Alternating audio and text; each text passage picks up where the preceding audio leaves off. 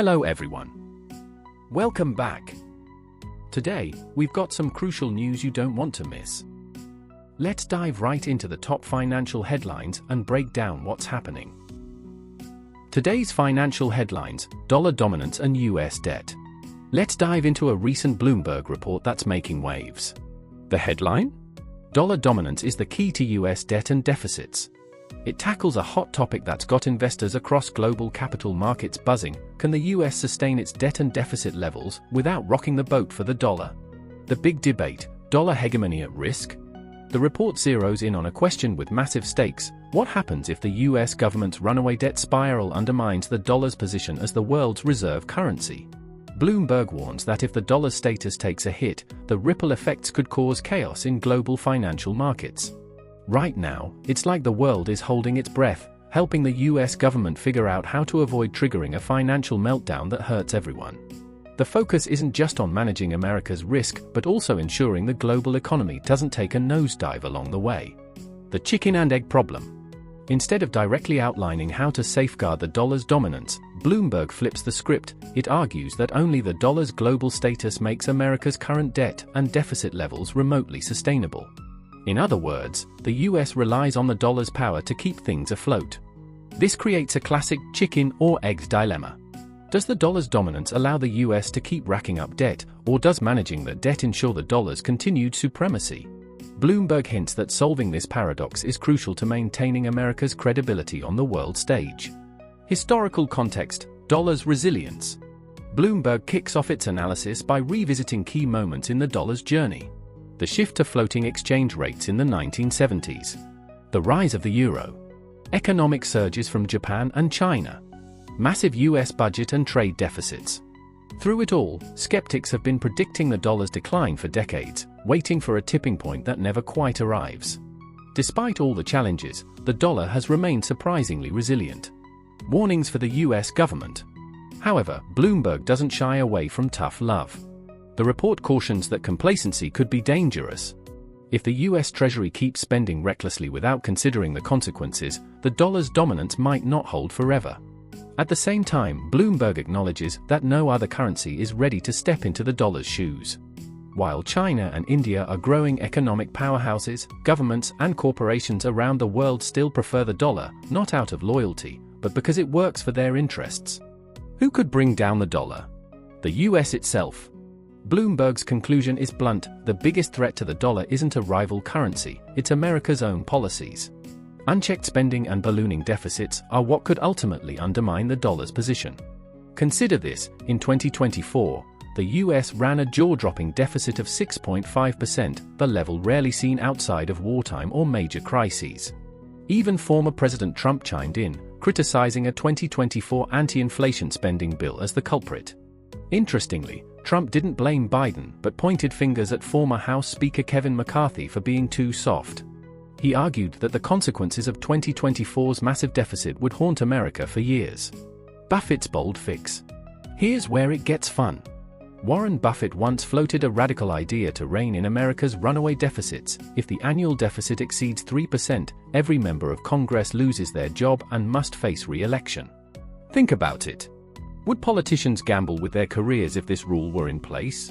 Buffett's logic is simple: threaten their livelihoods, and they'll suddenly care about fiscal responsibility. But, of course, no one's jumping to implement his idea. Why?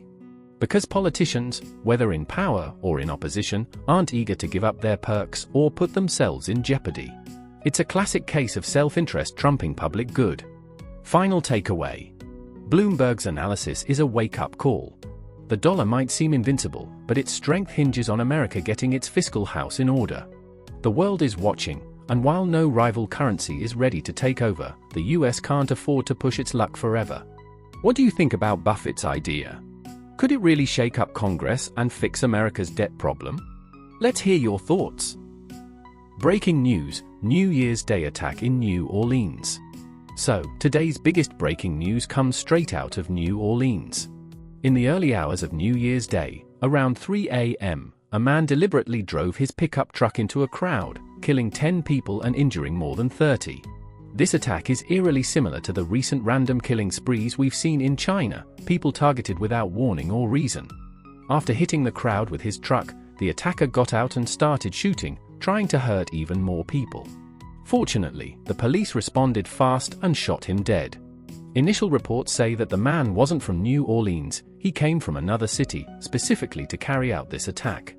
Honestly, I was pretty shaken when I saw this news. A few years ago, I visited New Orleans during Thanksgiving, and it's such a beautiful city. The French Quarter, with its historic French-style buildings, and the countless bars, it's a place that never sleeps, especially during the holidays. So to hear about something like this happening there is just heart-wrenching.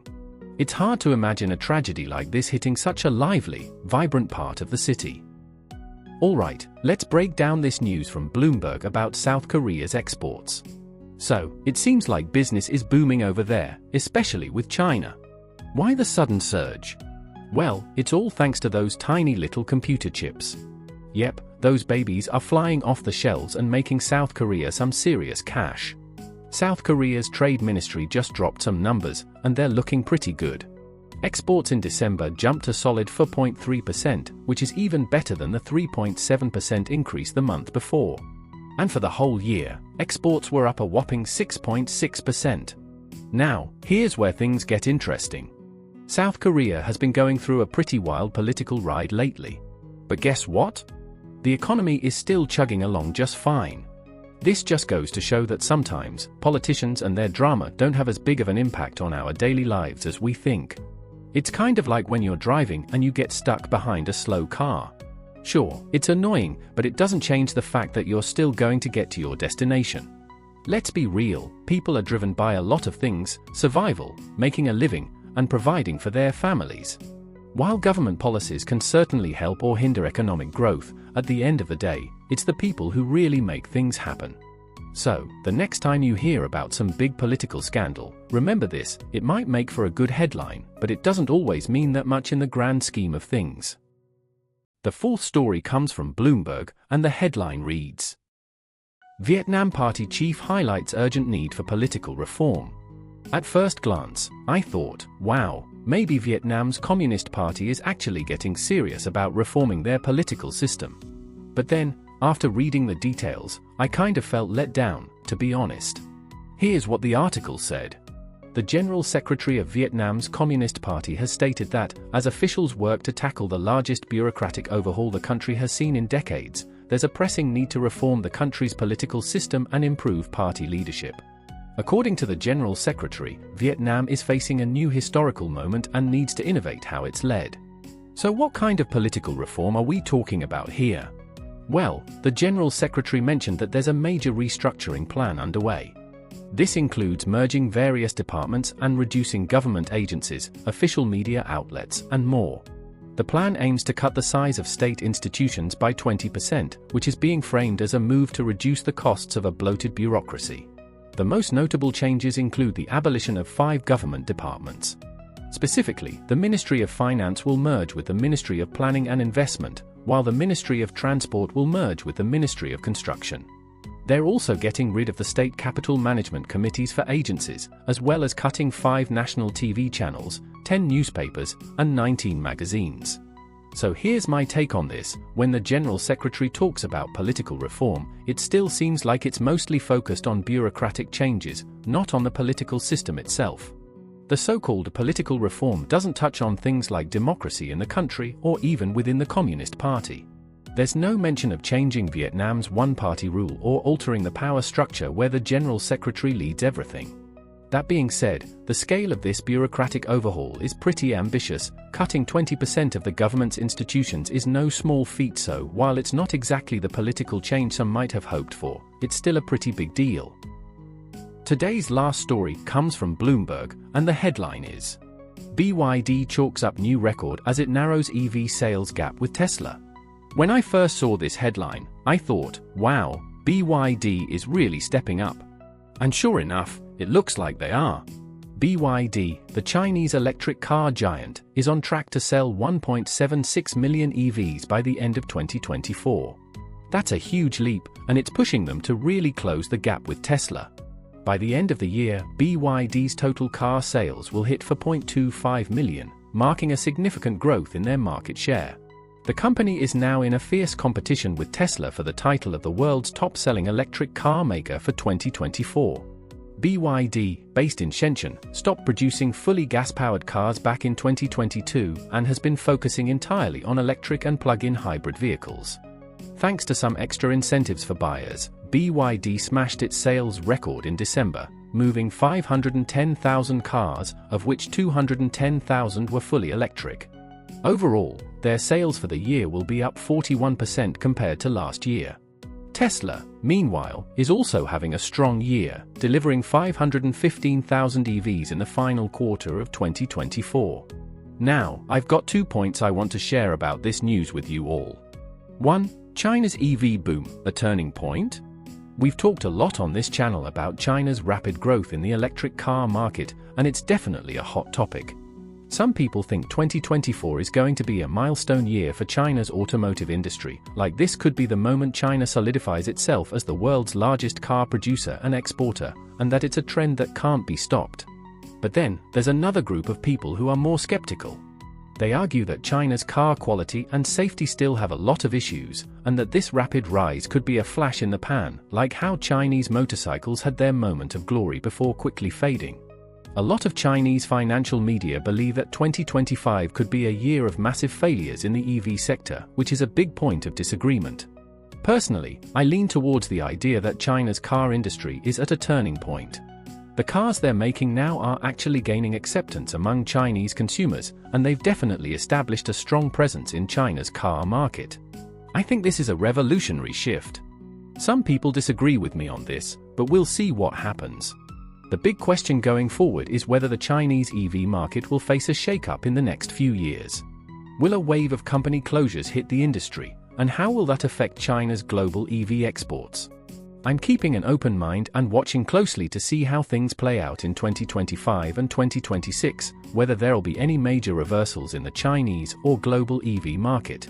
2. BYD's rise. Pretty dramatic stuff. The rise of BYD is really something to watch.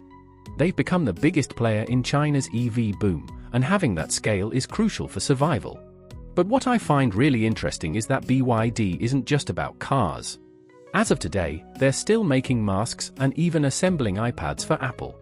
Now, you might think that top companies in the world wouldn't bother with things like making masks or doing contract assembly work, but that's exactly what makes BYD stand out.